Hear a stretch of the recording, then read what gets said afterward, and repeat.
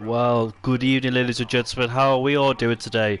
My name is Jamie Morris and today I'm taking you through the action for Cone, which is going to be a thriller as always, especially here at the Chinese Grand Prix.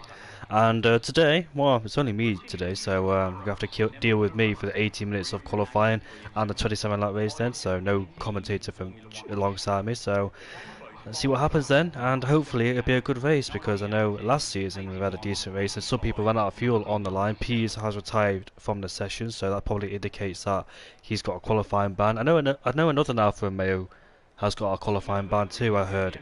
I think it was Luke who's got a qualifying ban then, so he, along with his teammate, will actually be disqualified. So both Alfa Romeos on the back foot already, so we'll know who starts down in last place then. As 18 drivers will go through and commence this qualifying session. We're just waiting for a few drivers to head out on track. I don't think Pease has actually got a qualifying ban, because I just saw the chat Nathan saying, are you sacrificing yourself for your teammate or showing support? So Pease there, just retiring, and we won't see him in the qualifying session, which is a shame by the way, because he was on course for a great race at the Qatar Grand Prix when that late safety car came out and it changed the whole script in this race. And we ended up seeing people finish in different positions than we originally thought that would be. And Liam Carrag joined me last time out, which was a storming race, and hopefully we'll have the same here at the Chinese Grand Prix here too. This man we're on board with, or off board with at the time being, is Isaac Kush, and this man won the Chinese Grand Prix last season for finishing ahead of Aurelian and Tony, and that last season as well turned out to be 6 different winners I think last season. And then what a season that was as well, where Aurelian, the one-time champion, disappeared like Nico Rosberg did. But obviously we know Shizu Aurelian's got a lot of more important things to do, so it was nice to see the Aston Martin driver to race for us. And now he's off to more important, bigger stuff than Cone, which is understandable of course being an esports team, but it is what it is. But it was nice of him to join and take the championship away from Tony, which he won't be happy about, but oh well. On board with Isaac Kush then as he slowly makes his way towards the hairpin at turn 14. You can see a whole bunch of cars right behind him too. Just using the method of braking and accelerating at the same time to get temperature in your tyres. That's the way to do it these days. Well, I say these days in this game, but you don't really see the weaving like we used to see often back then. So on board with the Hash driver then, as he makes his way down into turn 1, flicking it in after the 50-meter board, carrying the speed, use the engine to do the braking as we downshifted to second gear. Then some people used to take third, but he goes up into third immediately, going into turn number 3 and turn number 4, using the throttle there to rotate the car, making sure you don't lose traction on the exit. Going into turn number 5, easy flat out corner, into turns number 6 now, where we saw Daniel Ricciardo overtake Valtteri Bottas on the last lap. No, not the last lap, it was a few laps ago, or before, in 2018. He took the race win there, and that was because of the strategy players. Well, I think both Toro Rossos hit each other that year. That caused a safety car, and I think, like in Qatar in the last race, some people went past the pit lane, like both Ferraris and both Mercedes, where both Red Bulls were able to double stack, and Ricciardo eventually went on to win the race. And that's where Verstappen and Hamilton had their battle too at turn number 7 when they went side by side. But Verstappen went off the track there, gave the place towards his teammate, and went on to overtake the other cars to win that fascinating Chinese Grand Prix. DRS enabled, then talk about Daniel Ricciardo, had a puncher here back in 2016, wasn't even in the Grand Prix, but I don't know what the puncher was caused by. And obviously Toro Rosso, back then, I think it was 2010, where we saw, was it Jaime Alpasquari's tyres, or Buemi's tyres, that completely detached itself from the car and went straight on in the gravel. And Isaac Kush here comes towards the line and set a 30.4. And I think that's a decent lap time, you know, especially for a banker. So let's see if anybody's able to challenge that with Chihuahua up into P2 there in the Aston Martin, with the Mercedes there of Cross Liam into P3 with a 31.0 and a 31.2 for those two there. LT Leroy slots his Alpine into P3 with Tony with a 31.3 for AlphaTauri. Finished third last season, did Tony around here. And he obviously, throughout the whole season last season, went on to try and take the championship away from Aurelian. And yeah, we've got more drivers yet across the line there with Mollerup in the Red Bull. Made a few appearances here in Cone, has Mollerup. I think he's done a decent job so far in the Red Bull. I think he's shown some great results this season, so hopefully he can continue with that performance. Nathan goes into P4 with a 30.4. That's about 8,000 slower than Nathan. I mean, Isaac Kush, sorry. And Jubilee there pushes McLaren into P3 after a disappointing drive last week for him. He didn't really drive that much. He just this race really ended in the first corner, the first lap, so that was unfortunate. But hopefully this time he can bounce back and get the results he desperately needs to be up there, as we know he could do. Australia was the wrong strategy call for him, hence why he fell down the order, and Qatar, where he got spun out at turn number 1, but I'm not quite sure what the decision was on that occasion. So we're split really between the 30s and the 31s. Low 31s there for the drivers who are in that time zone, and low 30s there for Ito Kush, or mid 30s there for Nathan and Ito Kush then. So it looks like these two already have got blistering pace at the early start of qualifying, and there's great pace to be showing, especially here when you're only just coming out of the track and exploring where the grip is. But let's see what Sweet Crown does then in P16 as he makes his way now towards turn number 7 and lapped out corner, but he took too much curve there, and he's off the track as well. And that's his qualifying. Well, I say qualifying. That's his lap done and dusted then.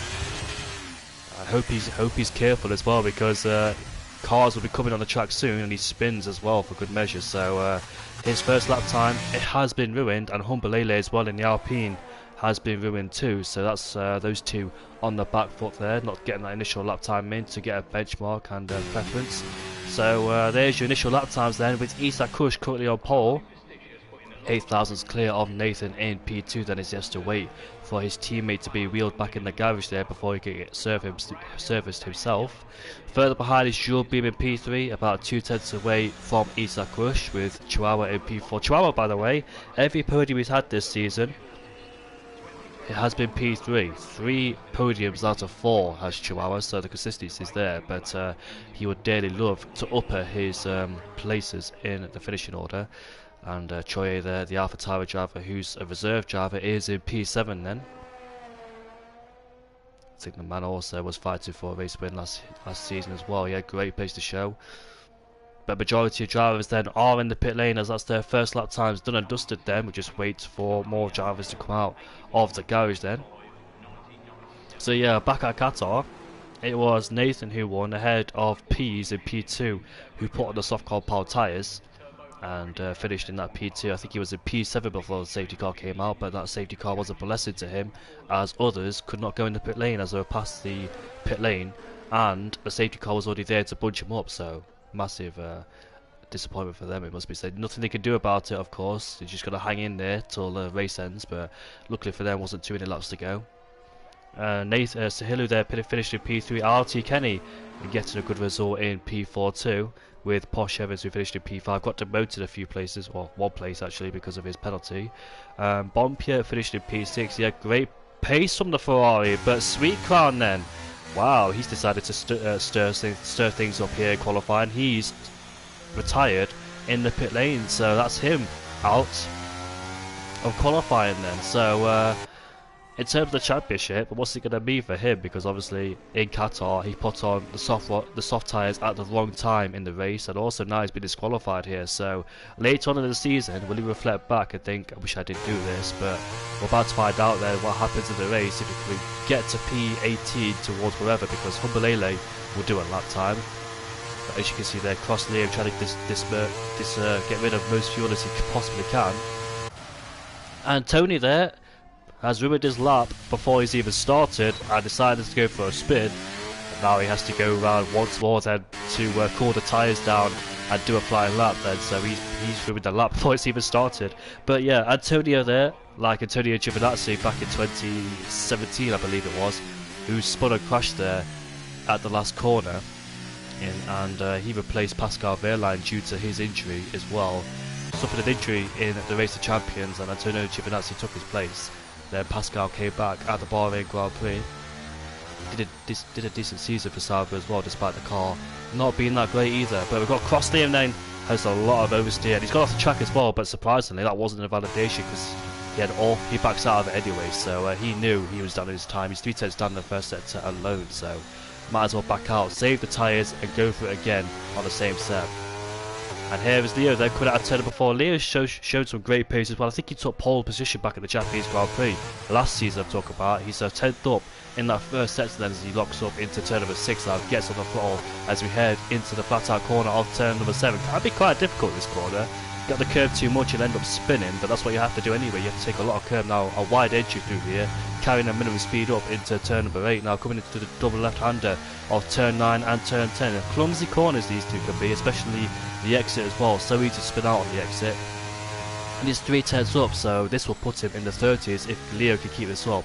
Looks like the lap is hooked up from Leo so far, so hopefully he can keep this up then, as he's showing great pace. Now coming through the long right-hander at turn number 13. And he doesn't get the distant toe he wants on the back of the Mercedes, who's on his cooldown lap, is cross Liam after making a mistake at turn number 4. But here's Leo then, approached about 325 km, about 202 miles an hour, braking a straight line, hit the apex there. Important to scrub off all the speed, especially on a heavy braking zone as well, because it's very important to pick up traction. As we head through the final corner then, with Leo, gets it right. Some people do make mistakes through there. He crosses the line now and puts that Williams into P3 there with a 30.5. So a great show there from Leo. On board with Jules Beam in the McLaren, his teammates in P10. He's about to go towards the final corner to start his to finish his second lap. But Jules Beam in the other McLaren will go on board with him for the time being. I don't think Joshua has improved his lap time. He stays in P10 for the time being, but Jorby, what can he do with the McLaren? Is he crossed the line now? He does improve, but sadly for him, not his position. We've got a Ferrari Bompia coming across the line next. He's in P14 then, so I think he'd improve on his lap time. Or did he just start one? I'm not quite sure. No, he just finished one because he's quite low in the EOS. Is Bompia. Isak Kush! And what has happened there to him? Let's have a look. And that, my friend, is a very strange place to crash indeed. How on earth did he do that? I am not quite sure. Did he smash the back of somebody? That's got to be the only explanation. There's no way he could have done that at all.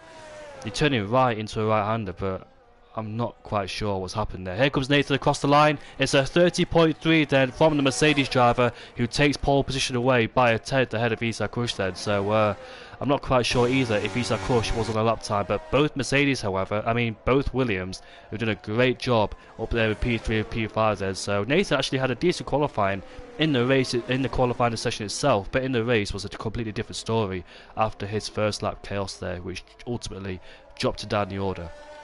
Same with Dual Beam and P4. He didn't improve on the lap time either on his second attempt then, so we'll go for it again if he when he comes back to the pit lane. But CPI Troy in that middle sector doesn't look like he's on a lap time. Looks like he's full on the EOS there, so he'll be not completing that lap time. Josh has run out of fuel there. We've got ILT Kenny, who's not on a lap time as the EOS is flashing on the back of the Red Bull. We've got Humbalele coming through now, turn number 12 and 13. I believe he's on a lap time. Then currently sat down in P14 is Humbalele after making an appearance on racing, but he's not doing a lap time. Is Humbalele. What about Crystal, the German driver in P16, not on a lap time either then. So we've got quite a few mistakes and the validations already, as you expect to add here in China, because the difficulty in this circuit is quite high. But what can Sahilu do in the Aston Martin then, as he is coming towards the pit lane? Because he's just completed his final lap then, so he's in the pit lane.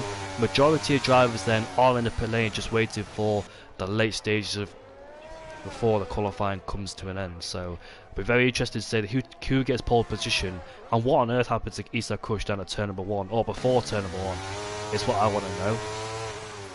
Surely he must have hit the back of somebody. As Leo's retired, where is he retired?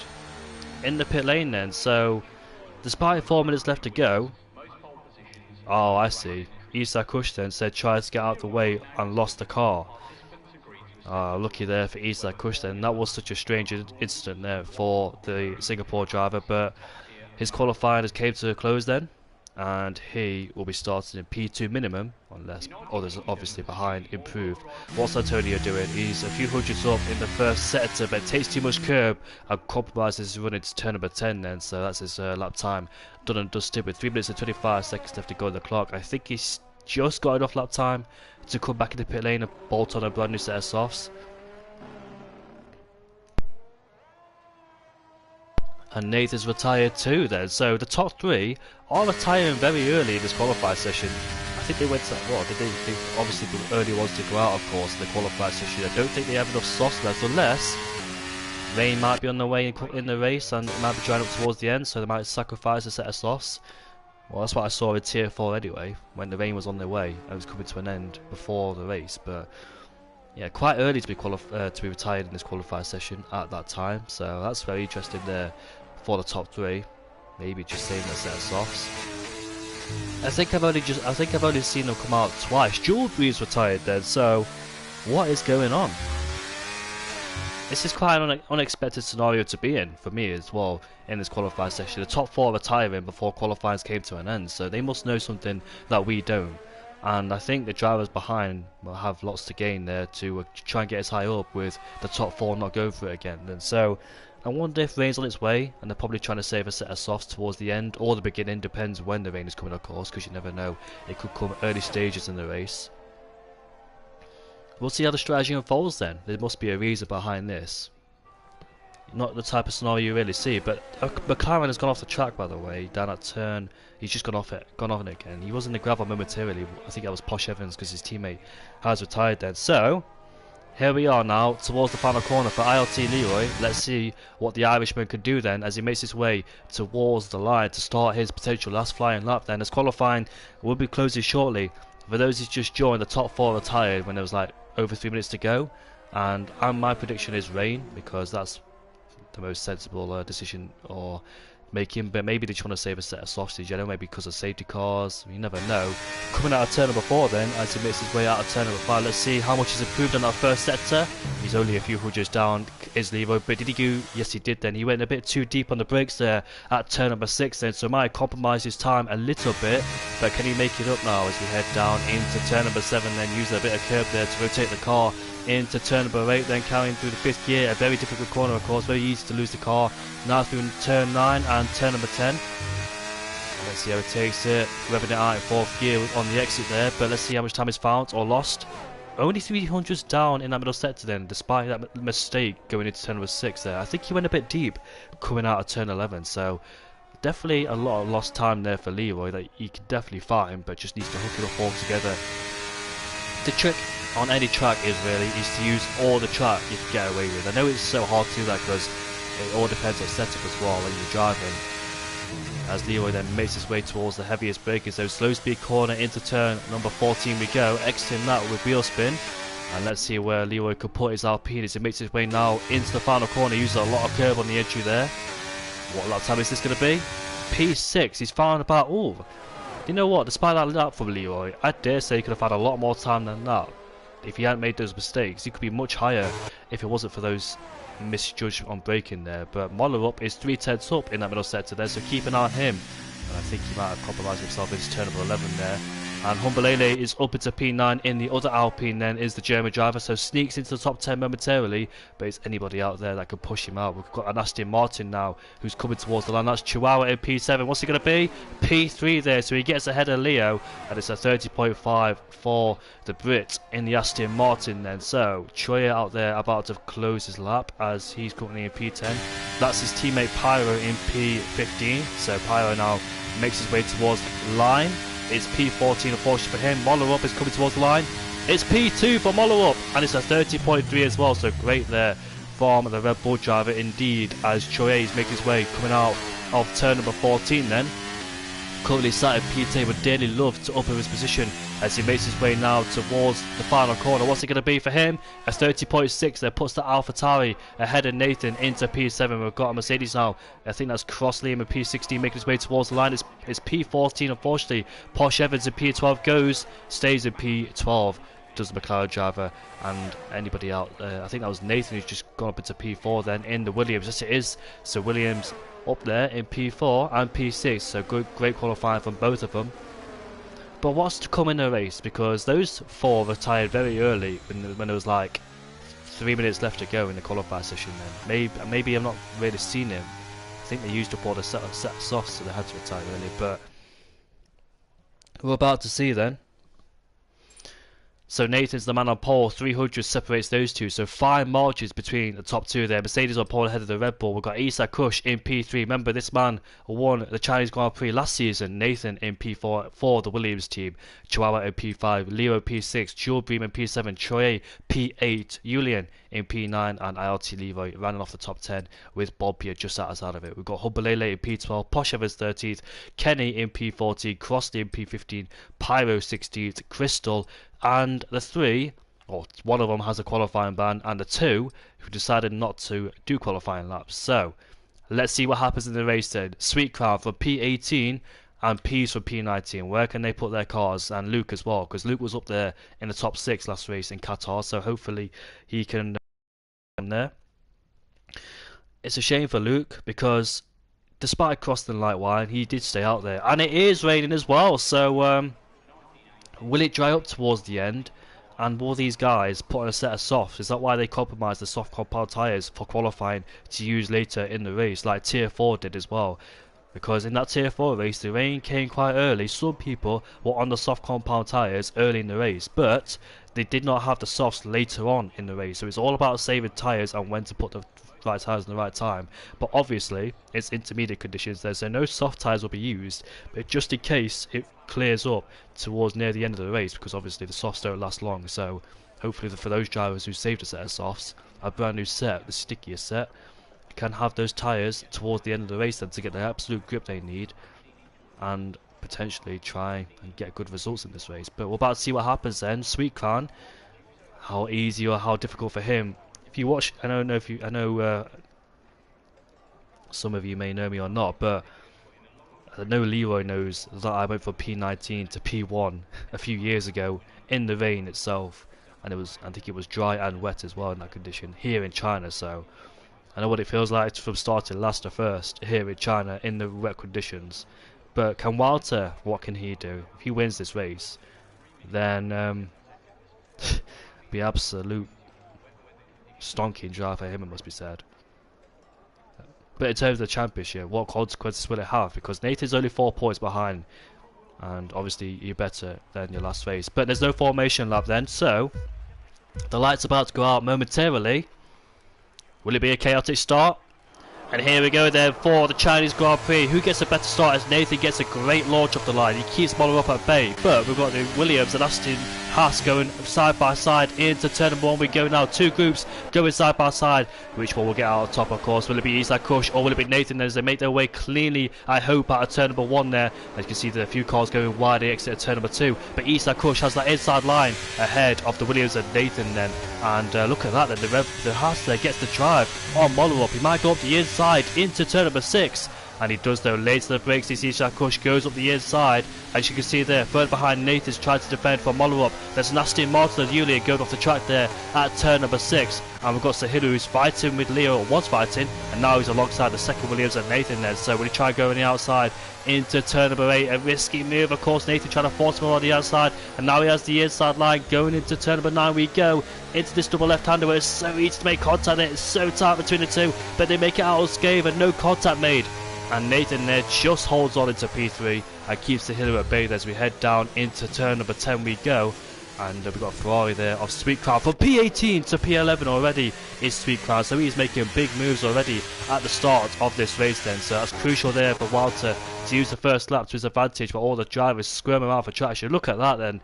You can see a few cars almost going off the track there as we make our way now on this straight with Chihuahua all over the back of Nathan. Will he try and force one up the inside? Bob Pierre has been overtaken by his teammate as Chihuahua now, you can see rear locking, or did he get tagged by the other Williams? Not quite sure. But now you can see him sliding out, tiptoeing out the exit. Nathan looks like he's got a better exit than the Aston Martin driver. Still on the inside, squeezes the Aston Martin off the track there. And now Leo's turn to get the pair of them. We go on lap 2 then out of 28. Leo might out-drag both of them with Jules Bream in the distance there lurking. Nathan late to the brakes there. The more they do this, the more time they lose, of course. But where is Chihuahua? He's spun. He's spun and he's going to fall all the way back now into P18. I'm not quite sure if he hit the inside there of Nathan, but unfortunately it's cost him a lot then. And the most gained is Walter, who's currently in P9 from P18. make that P8 if he goes down the inside, but no, he can't do so. Dual beam there, tagged the back of the Williams, and you can see in the distance we've got Posh Evans versus Walter. We've got dual beam now versus Leo, and dual beam tries to swoop around the outside. He can't quite do it on that occasion, just runs out of room for himself and remains in P6. But what a start there from the Dutchman of Sweet Crown. Just has the grip. Anywhere he goes on this track, just can make up the lost ground. On lap 2 already, has gained 10 positions. So that's a lightning start there from our championship leader. What an incredible start from Walter, of course. Both Williams, however, Nathan stayed where he started, despite defending from Sahilu for the first lap. And I'm not quite sure if those two made contact, but luckily it wasn't for Nathan who made contact, because he already spun the first lap at the first corner.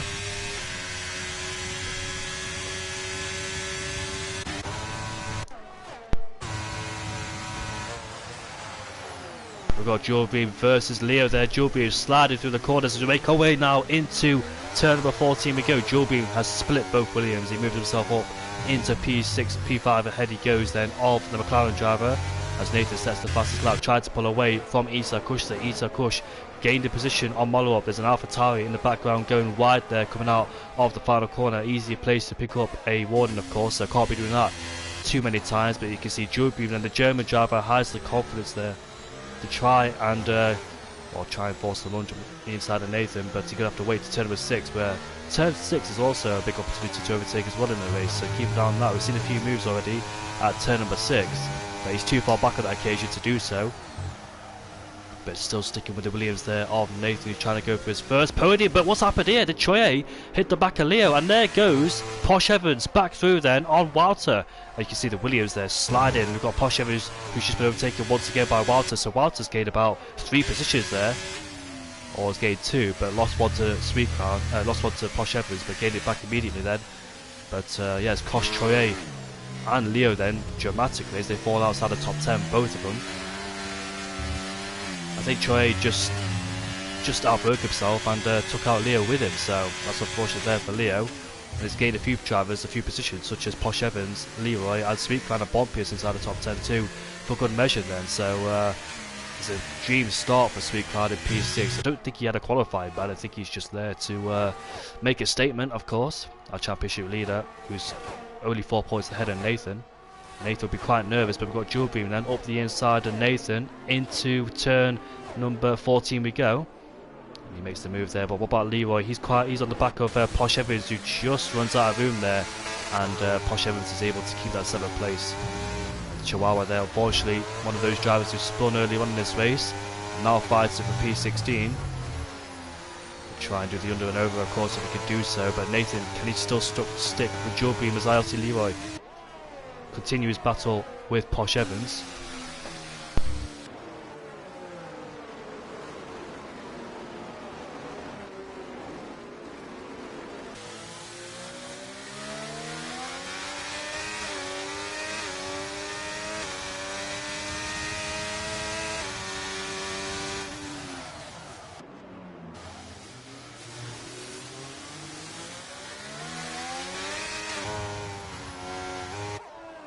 Sorry if I keep muting myself there, but Pease, however, one of those drivers who decided to retire from qualifying, is up into P17, so he hasn't made up much ground, whereas his teammate has. Luke is up into P11 from last place essentially, because he did have a qualifying ban there, so another driver to make up some lost ground as Leo has overtaken Troye. Hopefully made it easier for him because he wiped him out early on in this race, so in fact Leo there well ahead of Troye, and now his next target is Pyro in the other AlphaTauri too.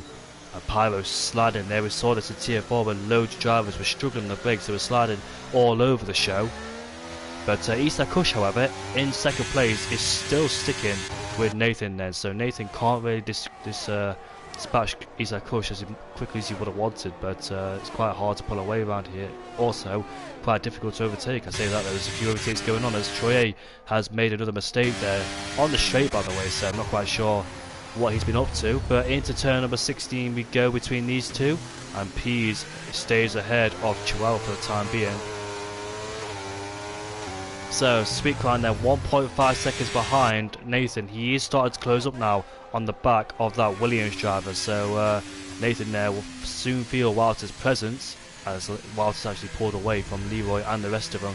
Leroy currently in 7th place after starting 10th, 2 seconds away from Sweet Climb then. So ever since he overtaken them, got rid of them, pulled a big gap as well. So that's how. Well, look at this then. We've got a 3-way battle into turn number 4 we go then with Crossley and Pease and Chihuahua. It looks like Pease wins out the battle of that one. Stays ahead for the time being, but Chihuahua's looking up the inside. Into turn 6 we go then for Chihuahua, who's just trying to make a recovery drive now. Trying to make the best of the race. Obviously safety cars can play a massive factor around here in China. So can the strategy. And talking about the weather as well. The rain has stopped, ladies and gentlemen. Moller up almost lost it coming out of turn number 10, I think that is. So the rain has stopped, and basically the first few laps was all about surviving. Trying not to lose too many positions as other drivers did there. Taking a lot of risk, especially in that first lap. And now the rain has stopped then, but I heard it can take a while for the track to dry up. We saw this in Tier 4 where the rain stopped in the intermediate conditions, and now Julian is ahead of his fellow Dutchman of Bompier. In fact, it looks like Bompier made a mistake there, coming out of turn number 12, I think that is. But Bompier is obviously the slipstream there, trying to fight back, and further up we've got Posh Evans making a move there. Here we go, up the inside of the Alpine. Those two fought there a few laps ago in the exact same spot. And looks like Posh Evans has now got the better of him and moves himself up into P7 then. As Sweet Clown now has gained dramatically on Walter. Oh, you heard that right. Sweet Clown has gained and overtaken Nathan and moves himself up into P5 then. So what a race from Sweet Clown there, from P18 up into P5 just within 6 laps then. A championship's drive, and if he wins this race, that'll be incredible. He's not too far away from the race leaders either, so Walter's first lap must have been very interesting, from what, P18 to P10 I think it was in the first lap, made up 8 positions, so we'll love to see his POV and how he negotiates his way through the traffic. But it looks like a relatively clean lap so far on the first lap. It looks like there was no contact was made despite going into turn 1, turn 2 and turn 3, which is always difficult to do, going side by side through there, especially in the wet. But now the rain has stopped then. We've got a spinner, and that is Humbalele down in P19, so he's unfortunately has spun. Humbalele last race was the driver who did not make it in the second lobby, because there was 20 drivers who joined and only 19 turned up for the second lobby, and I wonder who that was. It was actually Humbalele, so it's said because of the time as well. We start at we start at 8 instead of 8:30 now, so it makes it easier for drivers. But now Dual Beam is on the back of Moller up then. We'll take P3 away from him. Started P7 to Dual Beam. Was one of those drivers who retired in qualifying. But look at Isaac Kush there, still stuck in with Nathan as he locks up on the brakes there. Just a bit late on the brakes was Isaac Kush, but still good car control for him then. And we'll see when the first pit stops start happening, because it takes a while for this track to dry up, as Luke and Bompier are having a scrap there for P10 to go side by side out to turn number 14. And looks like Luke gets bogged down on traction there, with now Bompier having the edge over him. But will he go deep? No, he doesn't, but he does go a little bit deep, and Luke there will be able to capitalise on that, as Bompier couldn't go full throttle due to being on the curb and lose traction very easily by doing that. And now Luke is ahead of Bompier, up into P10 he goes as well. So starting P20, up into P10 he goes now for Luke. Bompier though coming back on the inside, and DRS has been enabled. They both made contact there, did Luke and Bompier, but hopefully come away unscathed, as P's there, one of the first drivers to pit. He's on the medium compound tyres, so might do a 2-stop. Can the mediums go to the end? I'm not quite sure. But we've seen miracles happen in other races where drivers are able to extend their stints, such as the Australian Grand Prix. We had an early safety car around about lap 7 and 8, and those people who pitted on the medium compound tyres actually made it to the end. So they might do it on this occasion, but Chinese Grand Prix being high tyre wear of course, so it might be difficult. But we'll see then when the first pit stops start happening. It should be this lap, everybody should be in the pit lane. For the likes, I was about to say the double stack might cost a few people, but it doesn't look like the teammates are too close inside the top 10. Leo and Nathan might have had a problem, but luckily for Nathan, Leo's dropped down the order. And DRS then is enabled for the first time in this race. You can still use the DRS in the inter conditions as long as it's, well, not too wet of course. As we head into turn number 14, I expect all these drivers to head off in the pit lane then to put on a brand new set of mediums or hards, probably not the soft compound tyres because that's not the best thing. But here we go then, everybody will be marching in the pit lane. Will they make it out cleanly, because some people in tier 4 almost hit the wall here. Model up went a bit deep there, Nathan got a bit deep too. And looks like a McLaren has stayed out. Sweet Crown has got a 5-second time penalty for speeding in the pit lane then. And that might cost him dearly towards the end of the race then. So that might that definitely have big consequences, as a few drivers have stayed out there, which is Posh Evans, Julian, and Leo in P1, P2 and P3. Sweet Crown has opted to go for the soft compound tyres then. So Sweet Crown is doing different things around here. Soft medium, is that the strategy for him? Who knows? But bearing in mind though, he's definitely got to stop again, because one, he can't go to the end on those soft compound tyres. He's got a 5-second time penalty, so once he does pit again, he'll have to serve that 5-second time penalty. So Sweet Crown has got to make use of the soft compound tyres right now and pull a big gap while he has the chance with the life in those tyres. So be a big ask there, and his first target is dual beams, so we've got a mixture of mediums and hards with one soft runner thrown into that equation there. So Walter should find it easy pickings getting rid of the hard runner, but an AlphaTauri is spun down there. Was that Pyro? I'm not quite sure. I think it was Pyro, because Crystal was overtaking it. But here comes Sweet Crown then with the better grip, better traction and better speed. He overtakes dual beam around the outside, who's trying to find some temperature in his tyres. Just coming out of the pit lane on a damp track, so it'll be difficult for dual beam for the time being. Might find himself under pressure from the medium runners behind then. So this sets an interesting scenario for this race then, as QVR Nathan has got past Crossley, but I expect that to be easy because they're both teammates, and obviously you can't afford to fight someone on different tyres, on the wrong tyres it must be said. But Crossley didn't want to do that pit stop because that double stack, so that made sense. But can Crossley be a roadblock? I don't think he will, because obviously he'll go into pit lane at the end of this lap. So Isa Kush will find him easy pickers, and he lets him go. Well, I find that interesting because I remember a collision here at that last corner where somebody was going to go in the pit lane and somebody smashes the back of them. I can't remember if it was this league or not, but I've seen that happen before, and it can happen for that pit lane. I think it happened in real life as well, I'm not quite sure, with Robert Kubica and Timo Glock back in 2009 when it was a race there. Pease has set the fastest lap. Obviously Pease was the first ones to go on the medium compound tyres, so his tyres should be warmer in comparison to everybody else. We've got yellow flags down there in that first sector alone, so somebody's gone for a little bit of a spin or an adventurous, but looks like it cleared up. As Pyro and Liam then put on a brand new set of mediums and hards. Pyro looking to go to the end of the distance on the race on the hard compound tyres then. So we've got Sweet Crown, who started in P18 up into P3 after an incredible drive in the wet conditions. But the problem is for the Ferrari driver is that he's got a 5-second time penalty, so once he makes another pit stop, he'll serve that 5-second time penalty in the pit lane then. So we'll see how it all pays out for him, if his strategy is right or not. But he's definitely quick now towards this stage of the race on those soft compound tyres, but not be for long. On about lap 15 or 16 where he might find himself in the pit lane again. Depends how long those soft compound tyres can last for. But will the guys in the mediums make another pit stop too? We'll find out.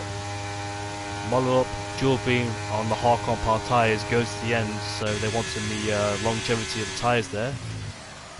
But safety cars can play a massive factor in this race and spoil some people's races as well, so we'll see how that all unfolds. But anyways, the scenario is, well, Sweet Crown's in P3. P started in P19, is up into P8 now, is overtaking Leroy for 7th place as QVR Nathan sets the fastest lap, as Sweet Crown takes it away now.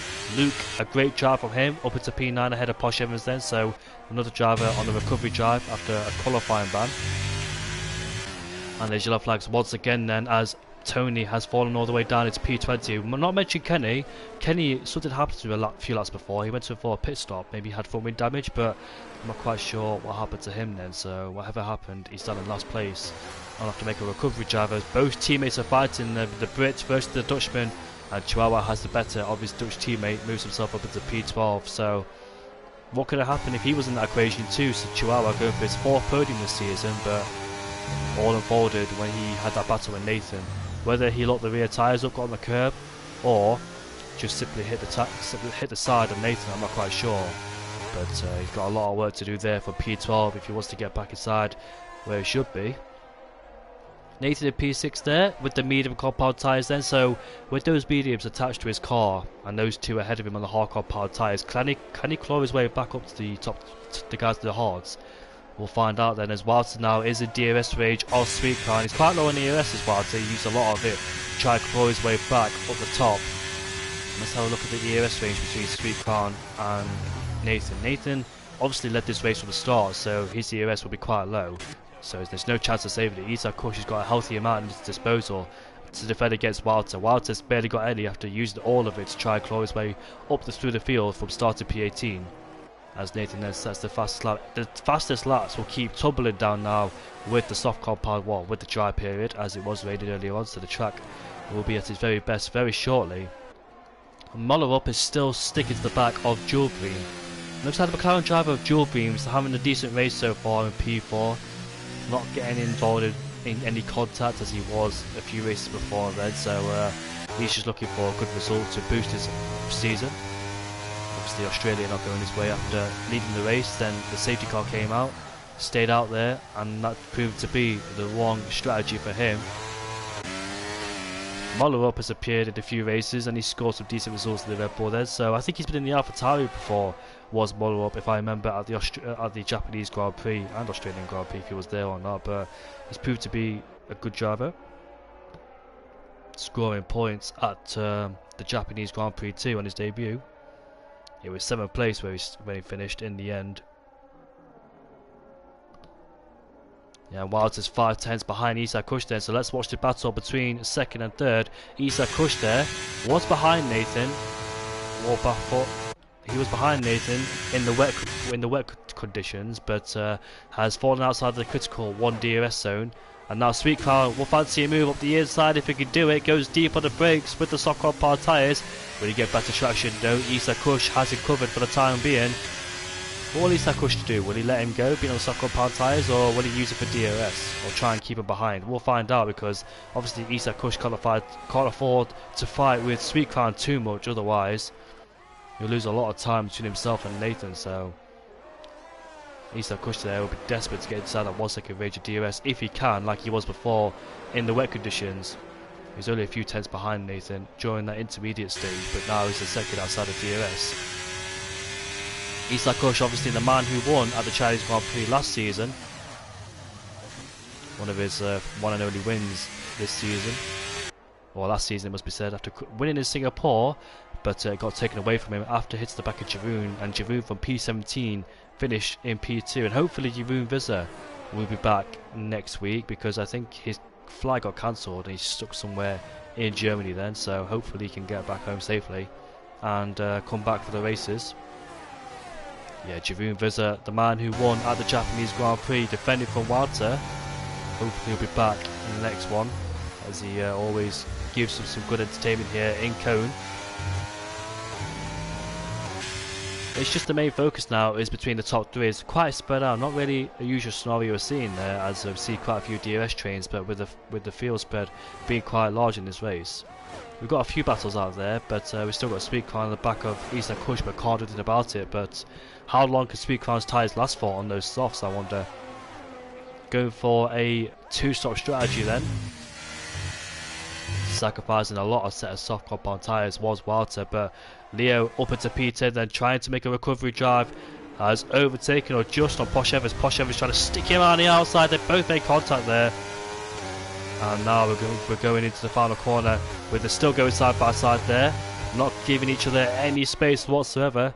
And I can't wait to see Posh Evans' highlights there, as you'll say some colourful language, but Posh Evans has been overtaken as Leo is up into P10, back inside the top 10 where he was before he made that contact with Choye.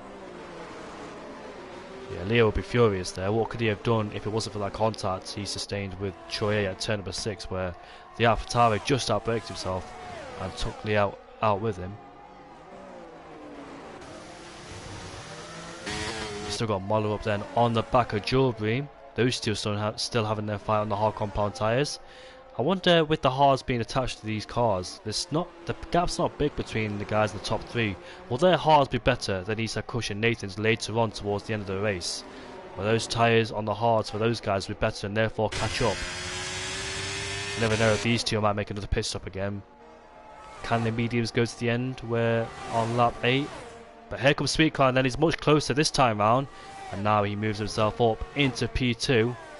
Bearing in mind he's got to pit again and serve that 5-second tabulity, so he'll lose a lot of time once he comes into that pit lane. Some people believe they can go to the end on mediums, some on the hard compound tyres. Nathan knows what it feels like to go to the end of the medium compound tyres, especially early on in the race as well, where he pitted on lap H, that early safety car, and took them all the way to the end after they had their scraps at the Australian Grand Prix. But is Isaac Kush coming back on Walter? He's very close in the back of the Ferrari driver, I wonder, but with Sweet Crown now up into P2, can he close that gap down now under a second and try and put pressure on Nathan for P1? I wonder, can those soft compound tyres still good enough on those Ferraris? The IRT Leroy there is under huge pressure with the guys behind of Leo, Luke and Posh Evans, all fighting for P8 as Cross Liam has set the fastest lap of the race with a 34.7 on the mediums as well, so showing his pace.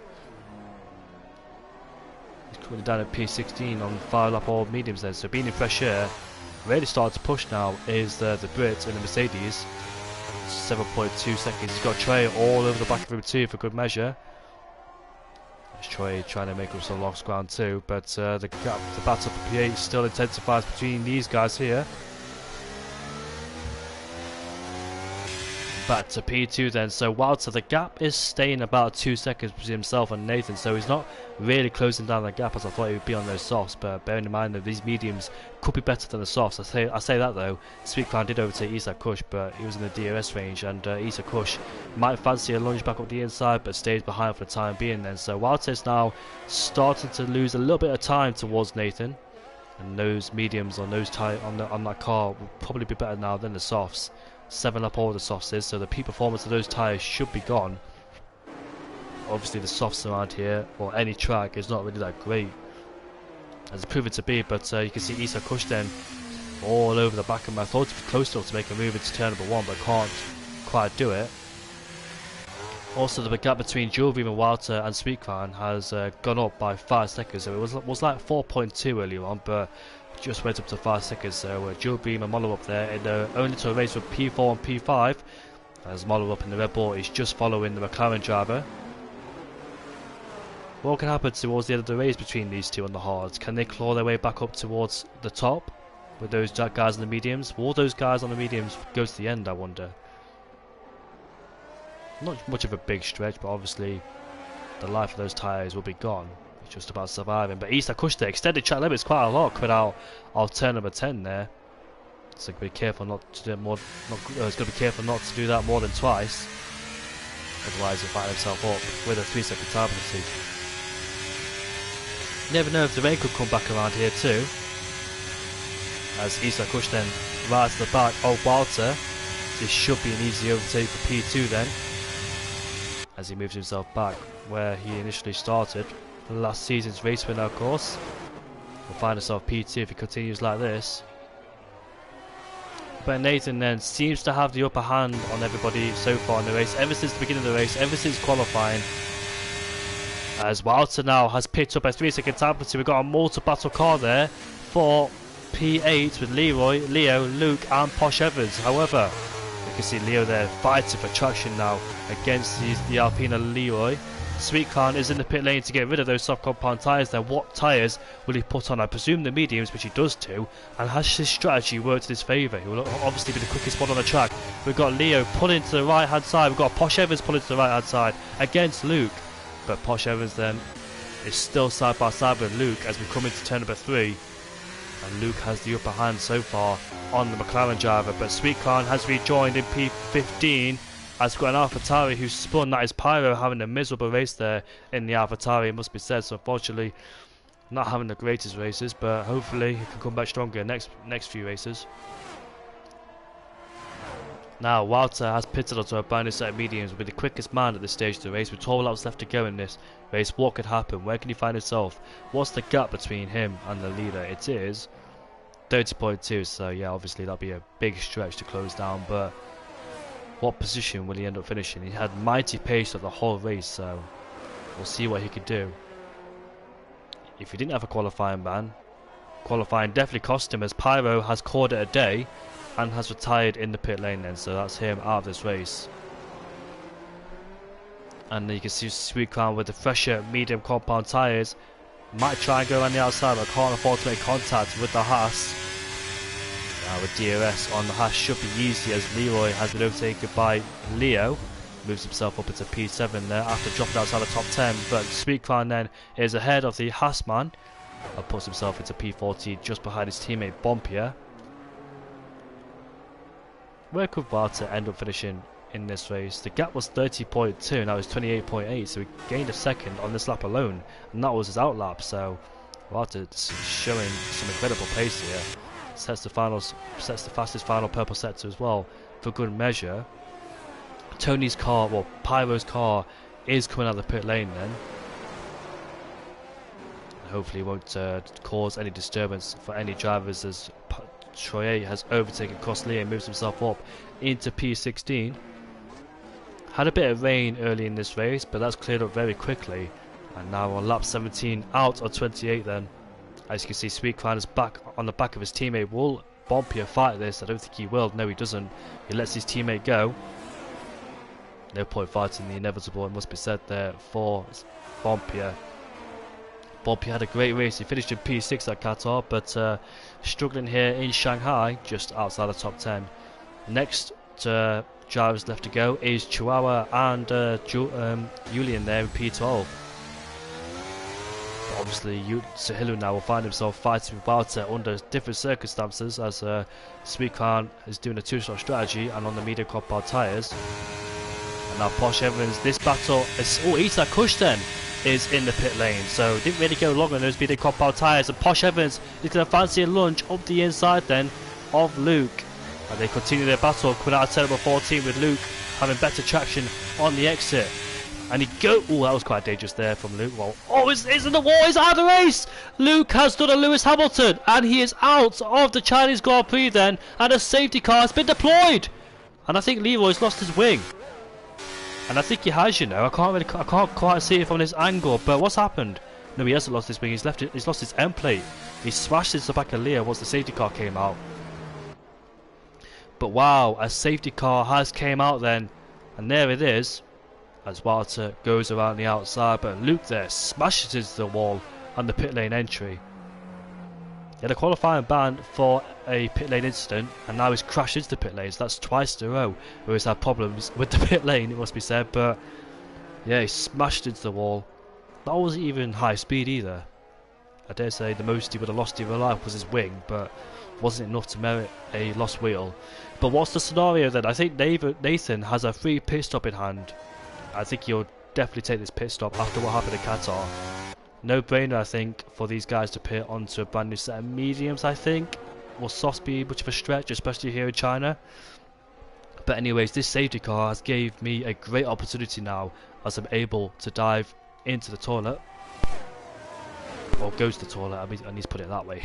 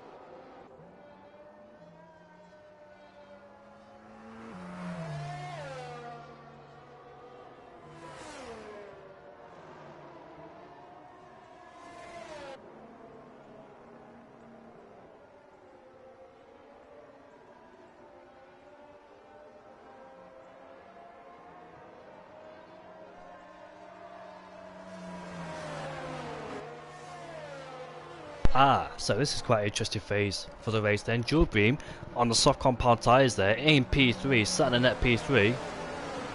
Where's Isak Kush? So Isak Kush is still remaining in second place, so hasn't lost a lot of time. But I'm thinking, before that safety car came out, was Nathan going to pit, or will he stayed out there? I'm not quite sure, but Will he have stayed out there and just go to the end on those set of mediums before the safety car came out, or would he have pitted? But it's a dream anyway for Nathan, because he didn't have to worry about the undercut once the safety car came out. Maybe Isa Kush there was thinking about Walter, or maybe just thinking about the tyres in general, because you never know if the car goes to the end. But completely then resets the strategy for everybody and changes the whole phase once again. So we've got quite a few people on the soft compound tyres. We've got Peas and P7 on the soft compound tyres. Great starting position for Peas, but unfortunate for Luke there after a great race. Dismal qualifying after a qualifying ban, but a great race into P7. Decided to smash it in the wall there. So we've lost 2 drivers from this race so far. ILT Kenny as well down in P18 will be able to close it, but that's contact there, and that could give someone a 5-second time penalty. And Sweetcard has overtaken Jawbream, but Jawbream's off the track, but he goes into P3 as Jawbream there says thank you very much while also paying respect. Do you know that would have been illegal, because Jawbream overtaking was off the track, and you're allowed to do that I think in this game where somebody goes off the track and you overtake. But I think Walter paying his kind respects and good sportsmanship there from the Dutchman to give that place back, and Jawbream there remains where he is. But that was a bit weird going into the hairpin there. Nathan and Isa Kush, hopefully there's no damage to stage that has either, but got to keep it clear, because you won't get away with not getting a penalty for hitting somebody, even if it wasn't intentional or not. But got to keep it nice and clean out there, guys. Nathan's got the upper hand now. Has he used those soft compound tyres he saved up in qualifying to good effect? Same with Jawbream in P3, because those guys retired early in the qualifying session, only did about 2 laps, and sacrificed a set of softs to good use in this race. So let's see then how the strategy unfolds. Walter using that soft compound tyre. I wonder why he didn't go to the soft. Oh, he already pitted then, didn't he? He didn't want to make another pit stop, did Sweetcard?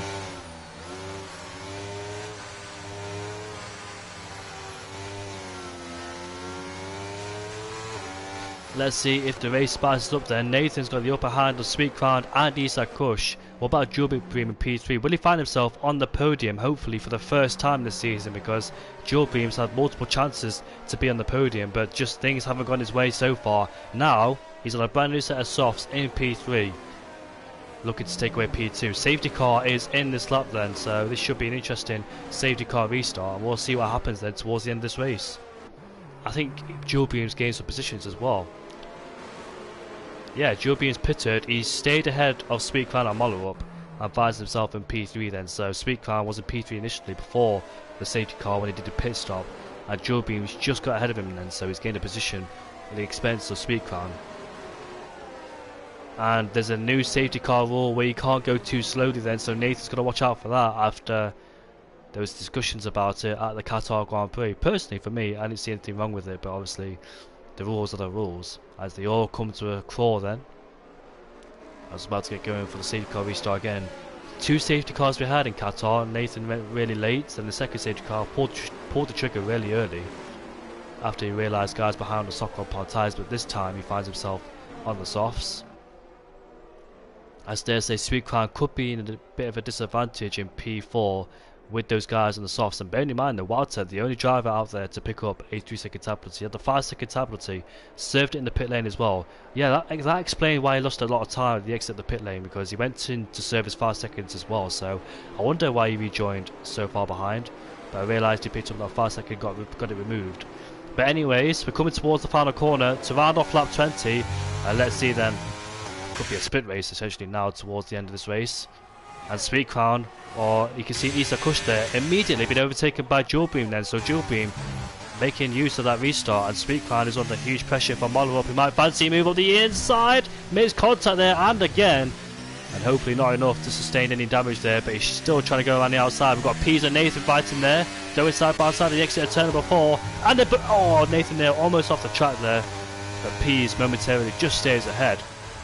And Mollerup hasn't got past Sweetcrown either, so he stays behind as well. So he'll be desperately hoping to get past him to fight for a podium, because Isa Kush is there trying to go around the outside. He can't quite do it. Sweetcrown closed the door on the Red Bull, but he would dearly love to get past that Ferrari, because there's a chance for a podium for Mollerup, knowing that Isa Kush is on the medium compound tyres of course. So he needs to dispatch that Ferrari as quickly as he can to fight ESAT before he loses too much time, of course, and tyre wear. There we go then, the intervals between the guys. Pease is right to the back as well. Will he fancy a second podium this season? But first, they've got to clear Walter and Mollerup. Walter's pulling to the right hand side. Mollerup is in the slipstream then. He's got to get the overtake done at turn number 16. You can see QVR Nathan's already pulled a 2-second gap on second place. But here we go, into turn 14 we go. Mollerup has the outside line, so not the preferred line, because obviously that's going to happen. We're going to run out of room, as loads of drivers have found themselves to be in that position. Leroy's squabbling with Bompier and Julian as well for P11. Looks like those guys have sorted themselves out. But we go on to lap 22 then, with 6 laps left to go in this race. Can Isaac Kush hold up for a podium? But Sweetcar's done a good job defending for Mollerup. I thought Mollerup would have him at ease, but not to be the case. Yeah, Mollerup would have hoped to get cleared Walter so we can catch up to the back of Isaac and fight him for a podium.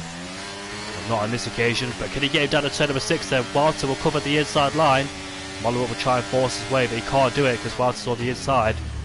And Pease there will take advantage if he can, with Chihuahua up into P9 now. But I thought for the time being Mollerup had a decent exit, but it turns out Walter had a great exit too, and he still remains in P4, does the Dutchman. Mollerup must be absolutely frustrated now because the gap is increased to 2.1 between himself and Isaac Kush then, so he has to dispatch him really quickly as he can to get that chance for a podium, but not doing it so far. Spent too long behind the Ferrari driver. He's not able to focus on Isaac where he probably thought he could be. Sweetcar's doing a massive favour for Isaac Kush, but bear in mind that Isaac Kush is still in the battle with Julbeam then, so Julbeam hasn't really pulled a big gap as much as I thought. But here comes Pease then with the extra ERS in his disposal and the straight line speed. We're going side by side now into turn number 14.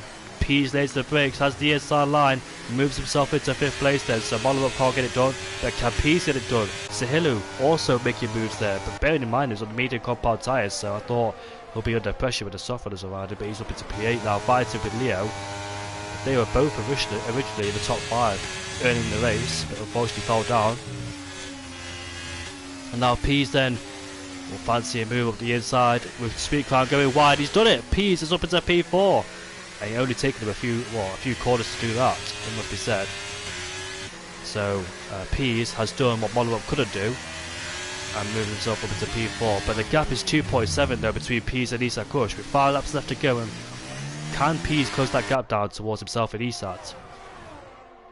Be a big ask as well, because I know that soft compound tyres can't really last that long either. So Isaac Kush there will find himself with Pease, if Pease can close the gap down like he did in Qatar. But looks like QVR Nathan, ever since the get-go, ever since lap 1, has just had the lead in his hands. No trouble whatsoever there from Nathan. Sweetcar, you wish probably now he didn't disqualify himself from qualifying. Decided to start in last place, got Mollerup all over the back of him. This should be an easy overtake now for Mollerup, surely, with the slipstream and the DRS too for good measure. DRS has been enabled, but I think Sweetcar has got it as well, so it will be a drag race all the way down into turn 14. Isaac Kush is still in the back of Julbeam then, so despite being on the mediums, he's still showing some great pace in that Haas. Mollerup there with wheel spin on the exit, so not getting the exit he wants to fight Walter. Now should be his big chance to turn 1, but doesn't get a decent exit himself, neither does Walter. As Leo picks up a 3-second time penalty. Isaac Kush has re-overtaken Julbeam then for P2, so Julbeam's P2 hasn't really lasted long. 5 lap hold soft compound tyres now. Who saved those tyres towards the end? And Troye is fighting with Julian, moves himself up into P11 in the AlphaTauri. But Mollerup there is still stuck behind Walter. This must be absolutely frustrating. You wished he could have done it at the safety car restart on lap 20. But 4 laps later, he's still stuck behind the Dutchman. Must be frustrating for him not to make the move done, because you can see there, Pease has pulled the gap to 1.3. And Mollerup wished he would have done it when he had the chance, but Pease there got him into turn number 1 when Walter went out wide. And Walter's got a whole bunch of cars right behind from P6 all the way down to P10 then, so gotta watch out for those guys behind. With Chihuahua fighting with Nathan once again. You know what happened between those two when they were fighting in the rain. Now it's the try to make contact once again then, and with the other Williams making contact there too. It never ends well between those two. Now with the DRS, Walter has no DRS now, so he'll be exposed on the straight. Mollerup surely has to get the move done on this straight. There's no reason he should stay behind. But here's Nathan then in the Williams, goes side by side now with Mollerup. And now going up into P5, takes 2 for 1, but Mollerup there still up the inside of the Williams. And the other Williams goes off the track there with Walter losing traction, and they go side by side out of the corner.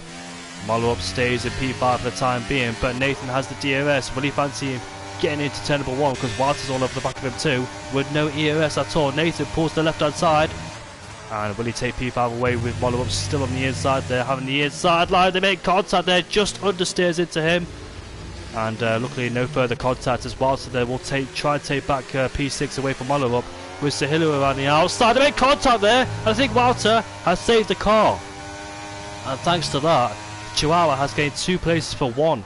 And look at that, we've got Leo up the inside too. And Mollerup now has lost a lot of positions. He might lose another one to Posh Evans now. So Mollerup there was looking to take away P4. And unfortunately he's dropped into P9 as Walter will try and come around the outside. So those two making contact there. The battle hasn't ended. Now it has. It's a shame there for both of them. Mollerup was having such a great race. He was in the top 4 majority of the race, but squabbling for Walter too long has cost him dearly too much in this race. And now into P10 he is then, so it's a shame there that's happened for him. Isla Kush though, 1.5 seconds behind, and that's to be very interesting because the gap was higher than that a few laps ago. Now he's closed it to 1.5, so that could be interesting. Chihuahua then, side by side with Nathan once again. Hopefully they make it out unscathed, unlike a few laps ago. And now Posh Evans up the inside. We've got Speed Crown deep on the brakes there, making contact, just forced his way through on Leo. Back up into P8 then. So Speed Crown has done a lot of overtaking in this race. And now he's back up into P8, but I think Leo might come back into turn number 1 if he can do it. He'll try it. Oh, that was close to contact there from both of them. Could have forced Leo into a spin, but he actually taps the back of Walter now. Trying to go up the inside, but not enough space on that occasion to do that. It's just a case where I think Mollerup lost traction and Walter was just there. They both went left together. Thankfully Walter wasn't in the wall, neither was Mollerup. And Chawa and Nathan were there to take the pieces. And despite all of that, Sahillu, despite spinning on, I don't know what lap it was, but it was during the wet conditions, fell down all the way down into what, P15, 16? And finds himself into P5 then. So what a great recovery drive there for Sahillu. I'm not quite sure if he spun on his own or he made contact with Nathan, but however, despite all of that, kept it cool, kept it composed, and that's what happens when you do that and find himself in P5. P's from the back of the grid, also from P19 to P4. What an incredible drive there for P's once again. I don't think the podiums of the cars here, he's too far away, and plus I don't think he can close that gap down towards Jewel Beam and Isla Kush to take a podium away, but it's been another great drive from Pease. Had he also not disqualified himself for qualifying, what could there have been for him? And Speed Crown is up into P7 then, retaking the place off Posh Evans. Those guys in the soft compound tyres with Julian fighting with Bompier, both drivers in IRT. Kept it cleanly coming out of corner 2 with Stevan watching. A few cars going off the track there. That's Leroy, who struggles to get into gear and has lost the place now into P18 and goes into the pit lane to probably take the fastest lap. But Jewel Beam, however, has not always retired, so come on Leroy, one more lap to go, mate.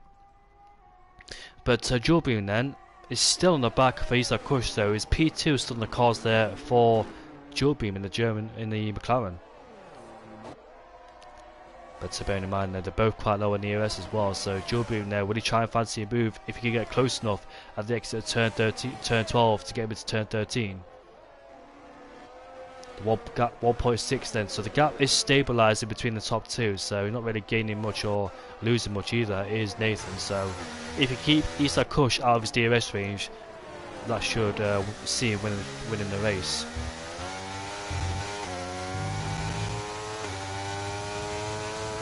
What a great drive from Nathan once again then in P1 as ILT Leroy's car has came back out of the circuit. I don't know why it does that, you know. I remember in the last games where if you retire your car in the pit lane, it stays there. It stays in the pit lane. But yeah, it still comes out on track. So they still need to work on that as Jewel Beam gets close now. I think his last opportunity is the next lap. as Leo and Moller up there still continuing their battle. Up the inside he goes on the Red Bull, making contact on the exit for good measure. They're still side by side then, barely separated by inches. Going into the final corner we go. It's been quite a few battles into the final corner with people going side by side on off the track. And I think Leo would have him now into turn number 1. But all eyes on Jorby and then see if he can take P2 away from Isa Kush. Will he be close enough? Will he have enough ERS disposal? Would that be very crucial for him if he does? Also needs the exit because I presume Isa Kush will defend on the inside. That's on the straight. It's all about the exit there from Jorby if he can get close enough in these corners and down at turn 12 on that long right hander.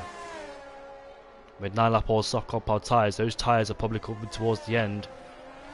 Isa Kush is gaining on Nathan, but I dare say it's a bit too late now in this race. Despite those tyres being 9-lap old, Nathan there able to keep Isa Kush at bay. So majority of softs and mediums being used, as we've got a Haas who's completely binned it, and that is, who is it? Crystal in P17, unfortunately for him. But Jorby then, I don't think he's close enough now, unless his straight line speed is great, but he hasn't got any ERS at disposal. He's too far back on Isa Kush. Will he launch it?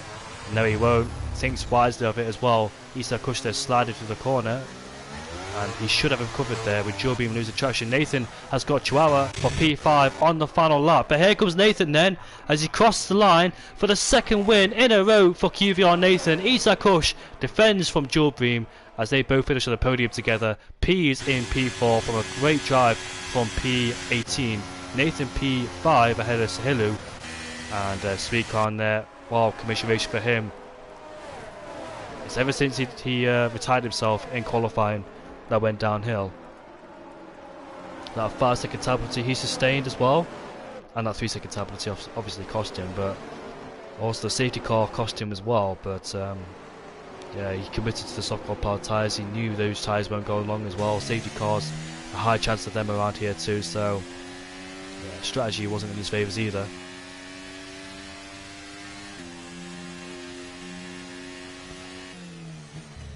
But it's finally nice to see the German driver of Jorby having a decent race and being up there in P3. It's great to see. After a few miserable races for him, he's got himself up there in a great position. Hopefully his season will start from there, as he's shown in the past few races. He's got pace, but I think strategy and being unlucky in general as well definitely cost him.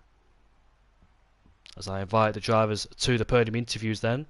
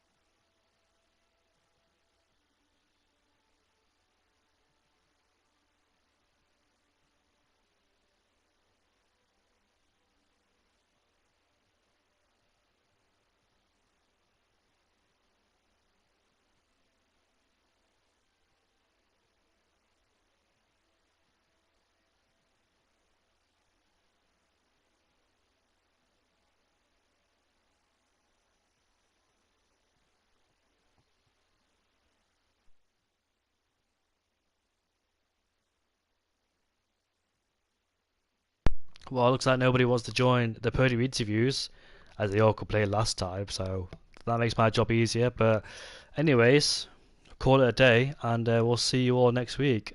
Join me back for Tier 4, for a great race again. I can't remember what track it is, I always forget.